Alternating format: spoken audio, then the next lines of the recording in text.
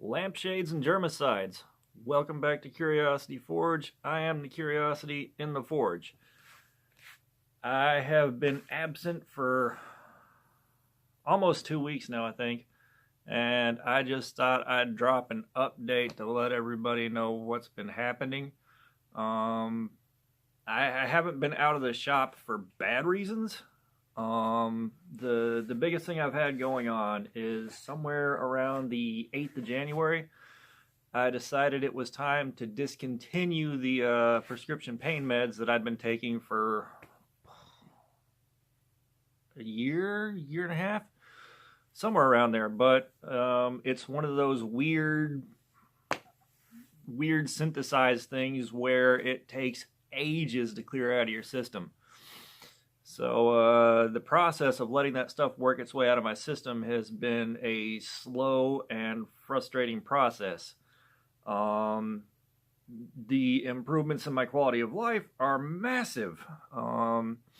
Those pills were doing a lot of disruption to most of my other functions.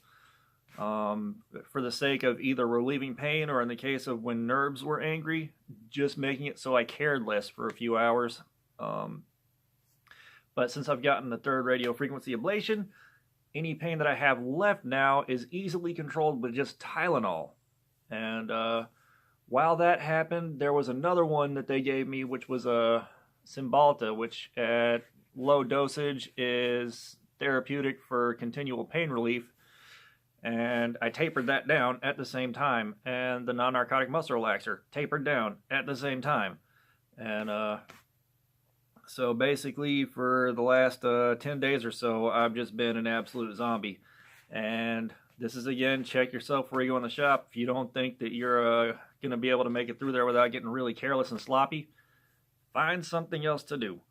So I've been doing my best to just sleep this off and let it run its course out of my system, because I know the last time that I was any kind of careless in the shop, I got an 800 grit high-speed paper cut right there, just laid right into it, and that was just a split second of carelessness because I was in a hurry to get something wrapped up.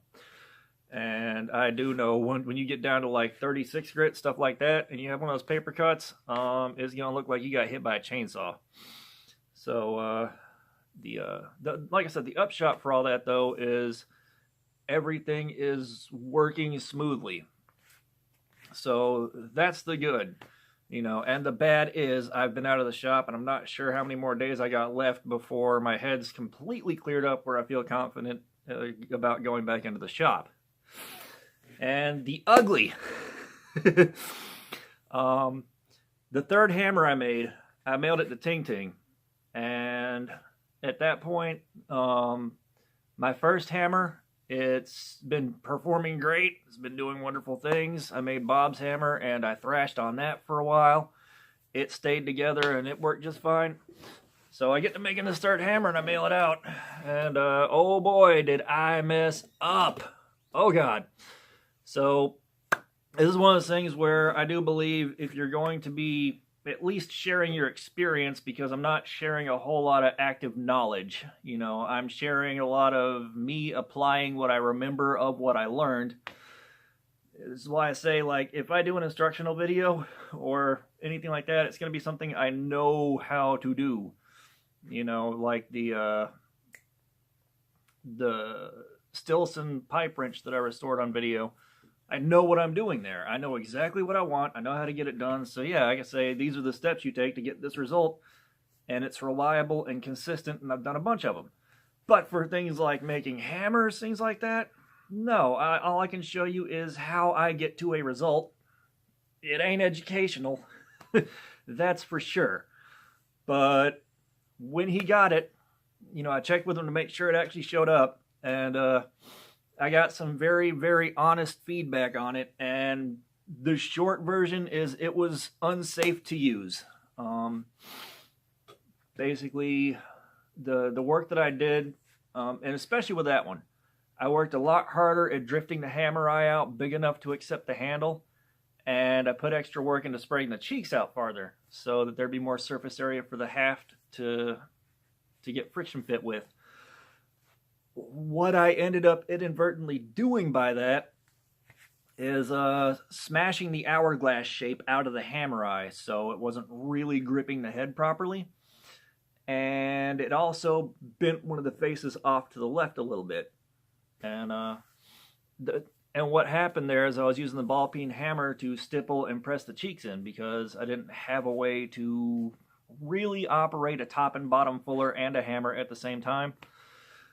And it didn't work so good. So,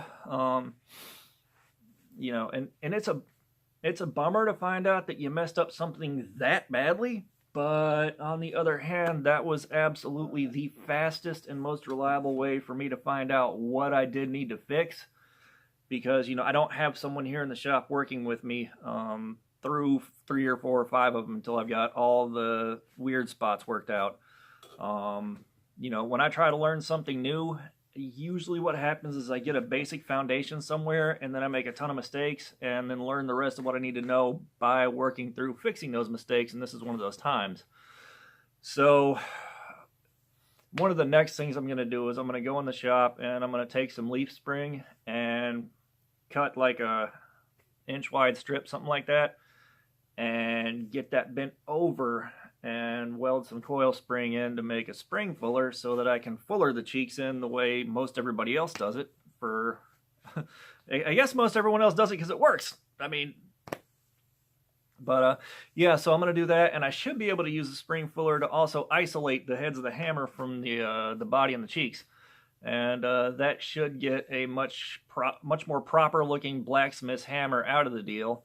I should be able to get better results, and I've got to find some stock to make a new drift. I think the drift I've got can hold up for a little while, and once I have the spring fullers, I'm going to give it one more shot, and if it works, awesome. If it doesn't, then I'm not really going to feel bad about chucking it off to the side. You know, that was an experiment because I didn't have any bigger pieces of material available, and so any port in a storm. And I had the idea, so I had to try it out. So that's where we got. Something else, actually back about the same time, I went on Blade HQ. This is not a sponsored video, by the way. I wish it was. But I went rummaging through the bargain bin, and I found a Kershaw Starter Series for like $13 that came with a deck of Kershaw playing cards, which is awesome. Now, like I was really hoping they'd have like their own print on there and it would be all knives and stuff. Nah, you get just basic, stock standard playing cards with this on the back, which they're still cool. They'll make a nice novelty for the shelf. You know, if I do get to playing anything that involves the use of playing cards, I've got options. I think I've got some Harley Davidsons. I've got some Hot Wheels playing cards and a few other odds and ends. But since I don't play poker because most everybody I know wants to play for money, and I turn into a raging bag of sacks of assholes when I'm gambling, I don't do that. I also don't make good decisions. So, but yeah, this is what came with it. And that's a starter series. And I've had this for about 2 days now, and I've just been sitting in bed playing with it while I was watching YouTube and praying to God the headache would go away. And what we have is a 3.25-inch knife, and somewhere on here it had the blade length, and I'm not seeing it right now, but it's a 4CR13 MOV black oxide black wash finish. Yeah, the blade is 3.25 inches enclosed. It's 4.5 inches. And this is an interesting little beast. I know the 413 CR MOV is not the best steel available by a pretty wide margin. Still better than old 440C, but you know, that being said, this was a $13 purchase. Dirt cheap. So if I need a beater or something I'm not going to feel too bad about tearing up, your boy got it. And that's the blade right there. At some point I'm going to put some lighting up here above me directly so that this is not as difficult as it is now. But basically you've got a very thin spine, and then right here is the thickest part of the blade, and then you got a pretty dang sharp edge. And this thing is one of the first ones where I've seen an active, there's a ball bearing right in here on the frame lock that engages a small hole in the blade right there. And the spring, nice and strong. I will say I'm not a big fan of how pointy this flipper is. Like, if you sit there for a while just opening and closing it and getting used to handling it, your fingertip or your thumb tip's gonna know what you've been doing. Something else that's interesting, kapow, the handle shape. You know, I'm used to having handles that are a little bit bigger here and a little thinner here so that they, you know, stay locked in your hand a little better. Like, this is a decent grip, but I don't feel the engagement right here that I'm used to. I don't think it's going to go anywhere, and this is definitely something that you can put to work and beat the hell out of, and you should be all right. But when you flip it over like this, dear God, the fit in your hand is absolutely beautiful. Like, that right there fits this right here perfectly. And it's comfortable. I like this grip, even though I don't have a use for that grip. I pray I never have a use for that grip. I don't want to find myself in that situation. But that was just an interesting thing I noticed. And it's got the pocket clip that'll let you carry it pretty deep. And it draws point down. So you're going to be pulling it out of the pocket like this and then having to adjust your grip. Some people find that to be a big deal. I don't particularly. Because once I've handled a knife enough, I know where it needs to be. It's not really a conscious process to pull it out, reorient it, and then open it. Just not. But yeah, I don't think I really have a link for this because there was only 1 or 2 left in stock when I ordered mine, if I remember, and that was the Blade HQ bargain bin, which I'm probably going to haunt here and there as I have funds to do so. Just because, yeah, I buy knives apparently. But that's all I've got for today. I just wanted to kind of let people that do watch the videos know where I was. I do plan on getting back in the shop, and again, my next project I'm planning on is going to be the spring fuller either before or after I finish off that little high layer count Damascus knife that I've been sitting waiting on, which I was going to start, but then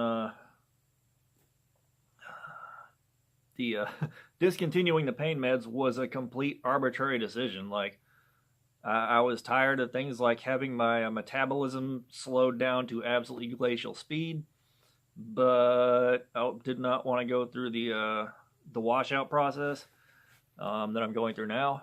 But I just woke up one day, I'm like, nah, I didn't even want to get a half dose to taper down, because honestly, knowing me, by the time those ran out during the tapering down process, I would have no longer been ready and happy to stop taking them. So, everything's going good here. I'm doing great. Also getting really close to 400 subscribers, and I'm planning, of course, the typical next 100 subscriber giveaway. I'm going to keep doing those until 1,000, and then after that it'll probably be dialed back a little bit, where, you know, I can do bigger giveaways that I have time to figure out and put together. I've got this one figured out, and I like the idea. We'll see how it pans out. But yeah, I think when I checked this morning, 397. Like, I bounced up to 397 and then went to like 394 and then creeped back up to 398 and then back down to 397, and it's just been stagnant for like 10 or 11 days now, which that was the video I wanted to do a few days ago so that I could be getting ready to start doing the drawing and everything right about now. But, you know, I'm not going to go, I'm almost at 400, so I'll call it 400. No. At least try to keep things above the board. And yeah, so the major takeaway from this is, if you do make something and someone has feedback for you that sounds critical, you probably need to do yourself a favor and, 1, consider the source, and 2, check your attitude before you start listening, because if I would have gotten offended or upset or unhappy about the fact that it sounded like something bad was being said, I wouldn't have gotten anything of use out of that. So, yeah, whenever you have a chance to have someone that knows a lot more than you take a look at what you're doing, go for it and be ready to accept whatever you need, because that is one of the fastest ways to learn how to fix what you need to fix. So, with that, y'all be safe in your shops. Praise the forge and pass the borax. Have a great day. I will see you again ASAP as possible.